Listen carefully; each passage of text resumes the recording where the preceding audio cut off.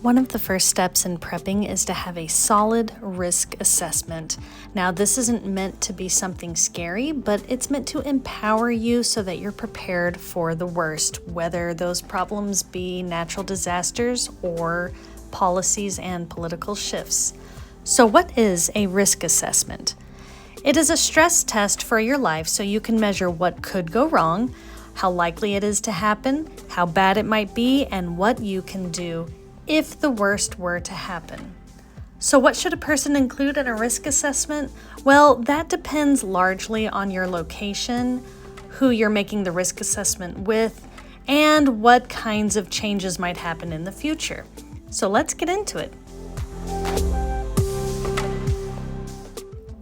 Due to climate change, natural disasters are on the rise, and it's important to be prepared. So some questions you might ask yourself include, am I in an earthquake, wildfire, hurricane, or flood zone? Has my area experienced any of these disasters in the last 10 years? And how prepared is my local government or neighborhood for one of these events? It's also a good idea to look into your homeowner's insurance if you're a homeowner to see what is and is not covered and how to properly safe-proof your home against these natural disasters.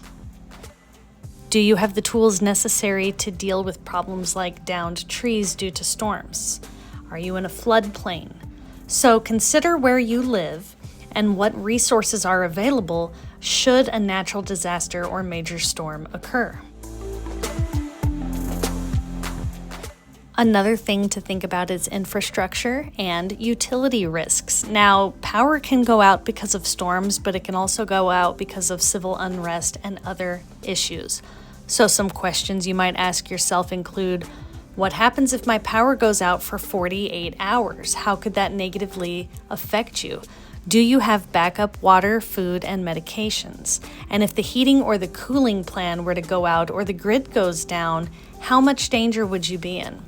Make a plan with friends, have a location that you can go to should you lose power, and see if you need to have a backup generator, emergency candles, or other supplies necessary should you have an outage. If the location in which you live becomes too hazardous, are you able to evacuate? Some questions you might ask yourself regarding mobility is if you have transportation necessary to be able to leave a location. Where would you go if you had to leave your home, and do you have more than one route mapped? And does everyone in your household know the plan should you ever have to leave an area?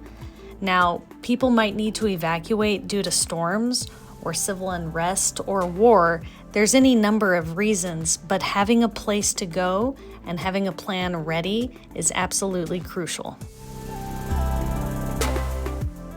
Another issue to think about is communication. If the phones and the internet were to go down, how would you stay in touch with people that you need to talk to? Who is in your emergency contact network? And have you written down all of the contact information you need should the worst happen?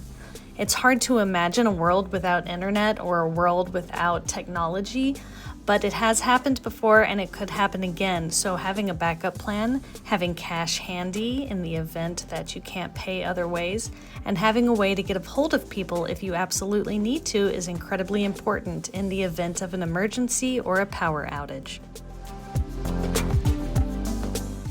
Unfortunately, not all risks are natural. Some problems that may arise are political. For instance, as right-wing policies become more prevalent, they can affect people in marginalized communities, such as the LGBTQ community, the BIPOC community, disabled individuals, and other marginalized groups. Some questions you might ask yourself include whether you or your loved ones belong to one of these targeted groups and if there are any upcoming laws that might affect you. Is your state passing any restrictive laws that might affect healthcare, education, or voting? And are there any sanctuary policies or mutual aid networks or human rights organizations that you can look to should you need help? If you're not a part of a marginalized group, think about the ways that you can be a better ally to protect those who are. Another thing to prepare for is activism. In the wake of the rise of fascism, it's important to be safe online and to protect your home and your identity. Is there any information on the internet that needs to be scrubbed, for instance? Are you using encrypted apps for sensitive communication?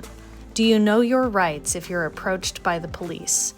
So knowing this kind of information can keep a person safe during protests and other types of political activities.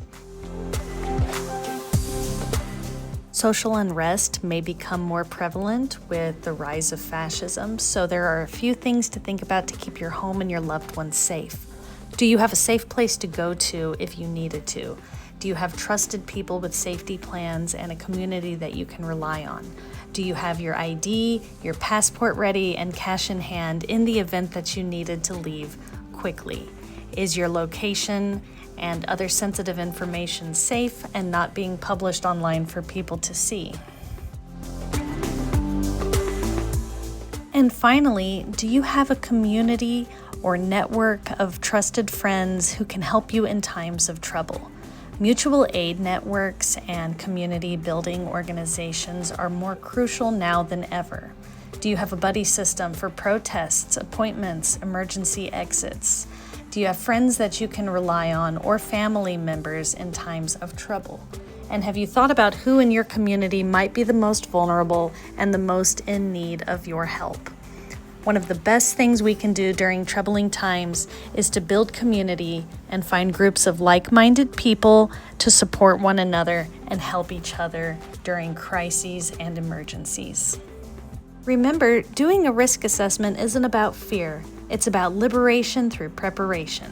It can help us become more resilient as a community. Thanks for watching, and let's navigate this wasteland together.